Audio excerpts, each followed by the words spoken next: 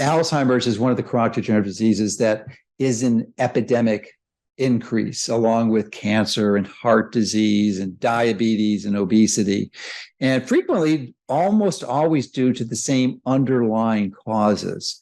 But it, of course, has its specific tweaks. And it's such a delight to interact with someone who is a specialist in this area and committed to finding out the foundational reasons that are contributing to this disease specifically. Because even though there are any commonalities between all the chronic degenerative disease, there's a few that, a few tricks and approaches with respect to management that make a big difference. So I'm going to be talking to Dr. Dale Bredesen, who's an expert in Alzheimer's, and we get into some really interesting conversations, and I share my views that have evolved, that conflict with some of his understandings, and we have an interesting, respectful conversation, and I think you'll really enjoy it.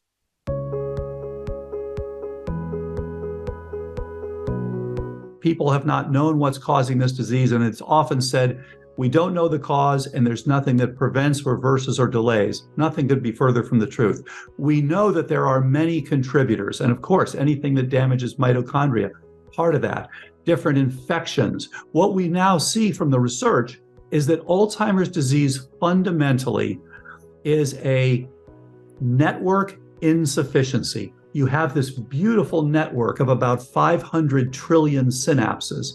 And as you get exposed to inflammation, infections in your mouth, insulin resistance, leaky gut, not enough blood flow, reduced oxygenation, reduced mitochondrial function, any of these things, what happens is that network is no longer sufficiently supported.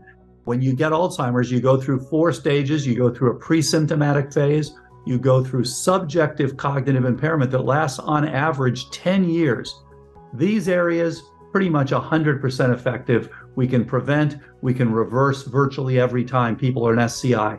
MCI is the next. It's too bad it's called mild cognitive impairment. It's like telling someone they have mildly metastatic cancer. It's a relatively late stage of Alzheimer's disease. We still in our trial had 84% of those people improve.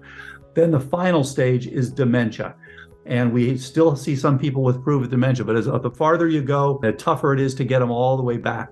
So we encourage everyone, please come in early. Prevention is key, but also reversing cognitive decline, which we were the first to do published in 2014. We've seen it again and again and again. When you're doing the right things, when you're attacking the important drivers of the process, you see that.